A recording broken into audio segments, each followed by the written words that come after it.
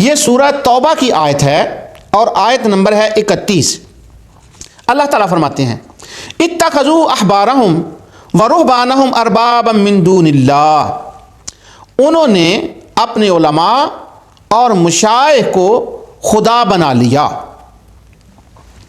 یہ آیت تلاوت کر کے کہا جاتا ہے کہ دیکھو جو مدینہ کے لوگ تھے، کرسچین جو تھے، یہود جو تھے، یہودی اور کرسچین، انہوں نے کیا کیا، یہود اور عیسائیوں نے، کہ انہوں نے اپنے علماء کو حاکمیہ کا یہ درجہ دے دیا کہ ان کو اپنا خدا بنا لیا، اور اپنے پیروں کو، درویشوں کو یہ مقام دے دیا۔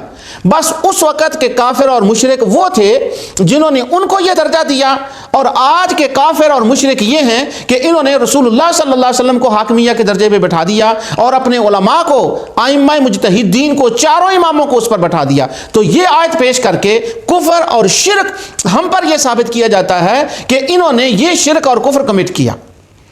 سبحان اللہ، یہ بہت بڑا مغالطہ۔ اور حاکمیہ کے اندر یہ جو آیت پیش کی جاتی ہے، اب سنیے اس کی حقیقت کیا ہے۔ مسئلہ یہ تھا کہ یہودیوں نے اور عیسائیوں نے کیا کیا کہ ان کے کچھ بد کردار لوگ تھے جن کو انہوں نے احبار اور رہبان کا نام دیا۔ اگلی آیت کے اندر ان کا تعارف کرایا گیا ہے، وہ یہ تھا، اللہ تعالیٰ فرماتے ہیں یا ایھا الذین آمنوا ان کثیرا من الاحبار والرہبان لیأکلون اموال الناس بالباطل ویصدون عن سبیل اللہ۔ یہ احبار اور رہبان صالح تھے، یہ پیر اور علماء تھے۔ اللہ تعالیٰ کو فرماتا ہے کہ یہ صالح تھے۔ سنیے کہ یہ وہ لوگ ہیں کہ جو لوگوں کا مال ناحق کھا جاتے ہیں، وَيَصُدُّونَ عَنْ سَبِيلِ اللَّهِ، اور اللہ تعالیٰ کی طرف آنے سے یہ روکتے ہیں۔ وَالَّذِينَ يَكْنِزُونَ الذَّهَبَ وَالْفِضَّةَ، اور یہ سونا اور چاندی دنیا کے لیے جمع کرتے ہیں، اور کیا ہوگا، وَلَا يُنْفِقُونَ فِي سَبِيلِ اللَّهِ، یہ اللہ تعالیٰ کے راستے میں خرچ نہیں کرتے۔ فَبَشِّرْهُمْ بِعَذَابٍ أَلِيمٍ، ان کے لیے دردناک عذاب کی خوشخبری ہے۔ ایک تو یہ پہلے میں کلیئر کرنا چاہتا ہوں بات کہ یہ لوگ جو تھے احبار اور رہبان، جن کو نیک پیر، درویش، ائمہ مجتہدین کہا جاتا ہے، یہ نیک صالح نہ تھے، یہ بدکردار، خدا کے نافرمان تھے، اور رسول اللہ صلی اللہ علیہ وسلم کی نبوت کا انکار کرنے والے تھے، یہ صالح نہ تھے۔ دوسری اس کے اندر یہ بات ہے کہ ان کو انہوں نے حاکمیہ کس طرح دی تھی، یہودیوں اور عیسائیوں نے ان کو کس طرح حاکمیت دی تھی، اور اپنا رب کس طرح سے بنایا تھا۔ اس کے لیے میں ایک ترمذی شریف کی حدیث کوٹ کرتا ہوں جو اس آیت کی تفسیر میں کم و بیش تمام مفسرین نے اس کو ذکر کیا ہے، اس سے ذرا مسئلہ کلیئر ہو جائے گا۔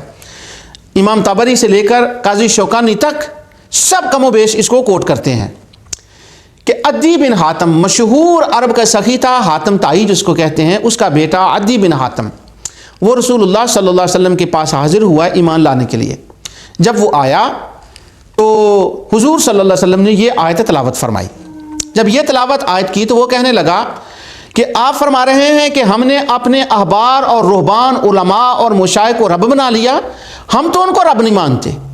رسول اللہ صلی اللہ علیہ وسلم نے ارشاد فرمایا کیا جو کچھ وہ تمہیں کہہ دیں کہ یہ حلال ہے تم اس کو حلال نہیں کہہ لیتے، اور جس کو وہ کہہ دیں کہ یہ حرام ہے تم اس کو حرام نہیں کہتے؟ انہوں نے کہا جی ہم یہ تو کرتے ہیں۔ رسول اللہ صلی اللہ علیہ وسلم نے فرمایا یہی وہ عبادت ہے جو تم ان کی کرتے ہو، کیونکہ حلال اور حرام کرنے کا حکم دینا یہ حاکمیہ تو اللہ تعالیٰ کی حاکمیہ ہے، اور یہ اختیار تم نے ان کو دیا ہے، اس معنی میں تم ان کو اپنا رب مانتے ہو، گویا شرک فی الاحکام کرتے ہو، اور احکام کے معاملے میں تم نے ان کو اپنا رب بنا لیا ہے۔